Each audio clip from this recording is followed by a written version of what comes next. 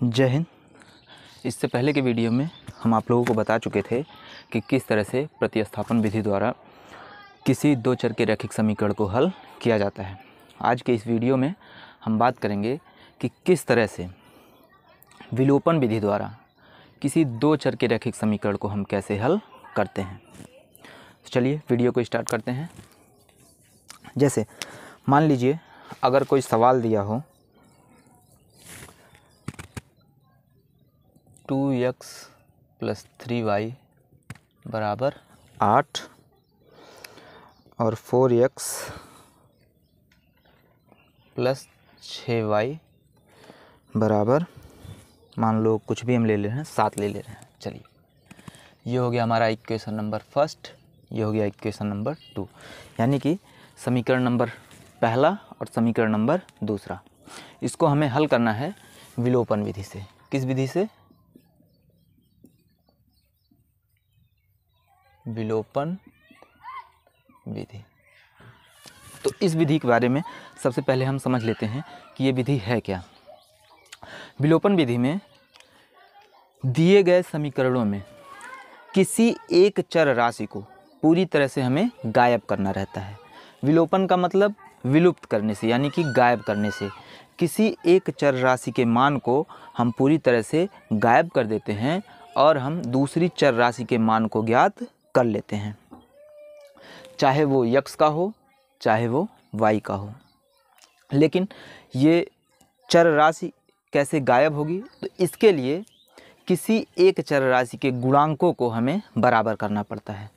x का गुणांक यहाँ पे कितना है? 2, y का गुणांक यहाँ पे कितना है? 3, x का गुणांक यहाँ पे कितना है? 4, y का गुणांक कितना है? 6। दोनों समीकरणों में किसी भी चर राशि के गुणांक आपस में बराबर नहीं है। तो विलोपन विधि द्वारा सवाल तभी हल होगा जब किसी एक चर राशि के गुणांक आपस में बराबर हों। तो उसके लिए करते क्या हैं?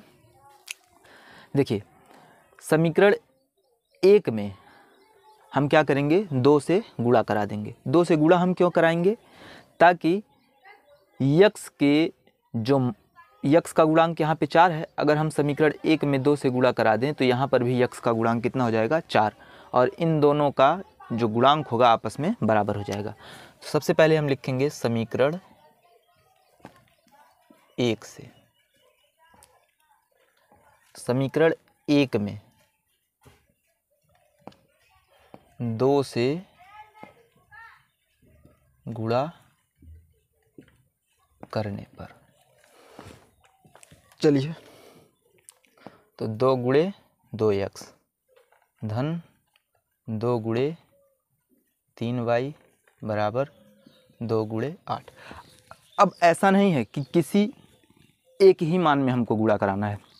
जब भी हम किसी समीकरण में किसी संख्या का गुणा या किसी संख्या का भाग या फिर कोई संख्या जोड़नी हो या फिर कोई संख्या घटानी हो, तो उसके लिए हमें दोनों पक्षों में उस संख्या का गुणा, जोड़, घटाना या भाग करना पड़ता है। इसलिए 2 का गुणा हम इसके साथ भी कराएंगे, 2 का गुणा हम इसके साथ भी कराएंगे, 2 का गुणा हम 8 के साथ भी कराएंगे, क्योंकि हमने पहले ही लिख दिया है समीकरण 1 में, और ये हमारा पूरा का पूरा क्या है? एक समीकरण है। अतः जो गुणा किया जाएगा वो पूरे समीकरण में किया जाएगा। तो मिलेगा क्या? 4x धन 6y = 16। सॉरी, हाँ सही है। एक काम करिए, ये यहाँ पर इसको कर दीजिए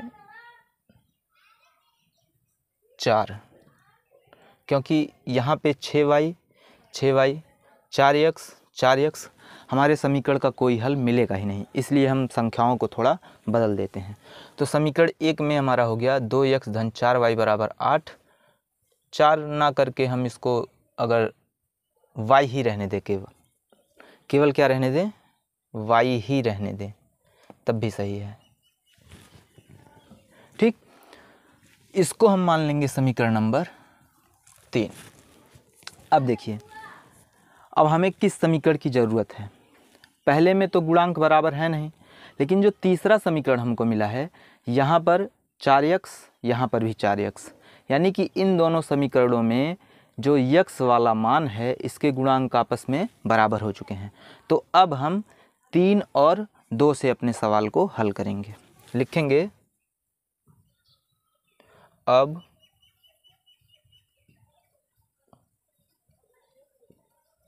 समीकरण 2।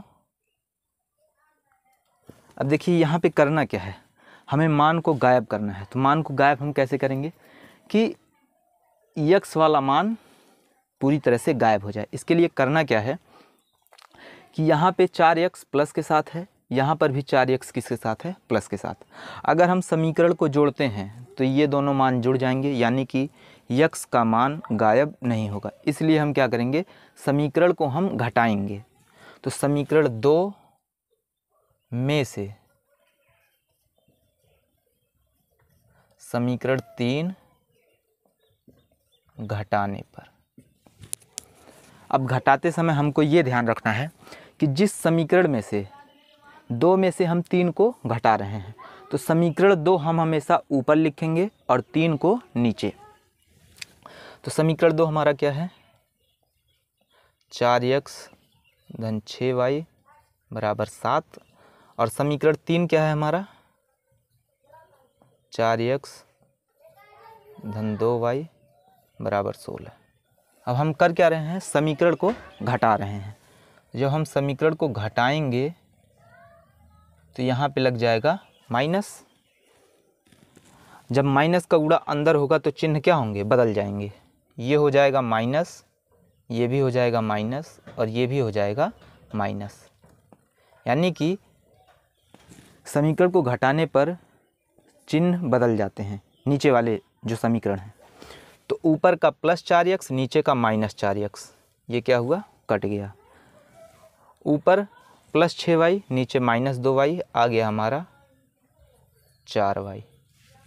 7 में से 16 घटेगा नहीं, तो एक काम करते हैं, हम 16 में से 7 को घटा देते हैं। तो 16 में से अगर हम 7 को घटाएंगे तो कितना बचेगा, 9। वो भी किसके साथ, अब यहाँ पे देखने वाली बात ये है 7 बड़ा है या 16 बड़ा है। जाहिर सी बात है भाई 16 बड़ा है, तो इसलिए चिन्ह हमेशा किसका लगेगा, बड़े वाले का, क्योंकि यहाँ पे माइनस है। तो y बराबर -9/4, ये हो जाएगा हमारा y का मान। अब जब हमको y का मान मिल गया तो हम x का मान आसानी से ज्ञात कर सकते हैं। कैसे, इस y के मान को चाहे हम समीकरण 3 में रख दें, चाहे समीकरण 2 में रखें, या समीकरण 1 में रख दें।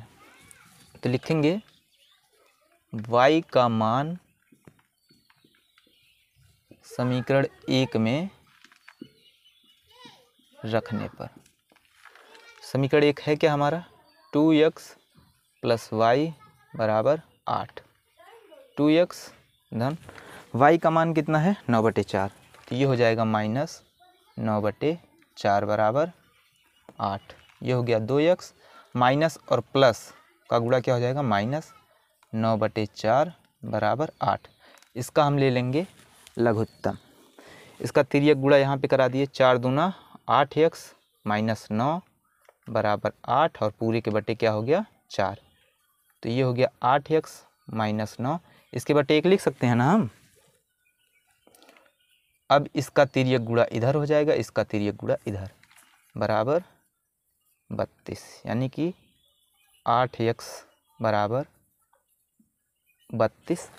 ये 9 इधर माइनस में है, बराबर के उधर जाएगा तो किस में हो जाएगा, प्लस में, यानी कि 8x बराबर 32, 8 40, 1 41, यानी कि हमारा आंसर हो जाएगा x बराबर 41/8। 8 इधर गुणे के रूप में था, बराबर के उधर जाएगा तो किस में हो जाएगा, भाग में। तो ये हो गया हमारा इसका आंसर। इस तरह से हम विलोपन विधि द्वारा किसी भी सवाल को हल कर सकते हैं जो 2 चर का रैखिक समीकरण हो। एक बार फिर से समझा देते हैं। कोई दिया गया समीकरण है 2x प्लस y बराबर 8, 4x प्लस 6y बराबर 7, समीकरण नंबर 2। विलोपन विधि में किसी एक चर राशि के गुणांक को बराबर करना होता है। तो यहाँ पे हमने यक्स के गुणांक को बराबर करना है। यहाँ पे है 2, अगर हम समीकरण 1 में 2 से गुणा करा दें तो यहाँ पर भी 4 और यहाँ पर भी 4 हो जाएगा। तो समीकरण 1 में हमने 2 से गुणा करा दिया और उसके बाद हमको मिल गया 4x 2y बराबर 16, समीकरण नंबर 3। बस एक चीज़ का यहाँ पे ध्यान रखना है कि जो गुणा हम कराएंगे हम पूरे समीकरण में कराएंगे। ऐसा नहीं है कि आप केवल इसमें गुणा करा दिए और उसके बाद बाकी को छोड़ दिए, ऐसा नहीं करना है। हम गुणा जो कराएंगे जिस भी संख्या का, हमको पूरे समीकरण में कराना है। समीकरण नंबर 3 हो गया। अब यहाँ पर हो गया 4x, यहाँ पर भी है 4x। अब हमको ये देखना होता है कि समीकरण जोड़ने पर वो राशि गायब हो रही है या घटाने पर। दोनों प्लस प्लस के साथ था, अगर जोड़ते तो चिन्ह नहीं बदलते और ये मान जुड़ जाता। तो इसलिए हमने समीकरण को क्या कर दिया है, घटा दिया है। y का मान मिल गया, y का मान उठा करके हम तीनों समीकरणों में से चाहे जिसमें रख सकते हैं, x का मान मिल जाएगा। तो उम्मीद करते हैं ये वीडियो आप लोगों को समझ में आया होगा। मिलते हैं नेक्स्ट वीडियो में, तब तक के लिए जय हिंद।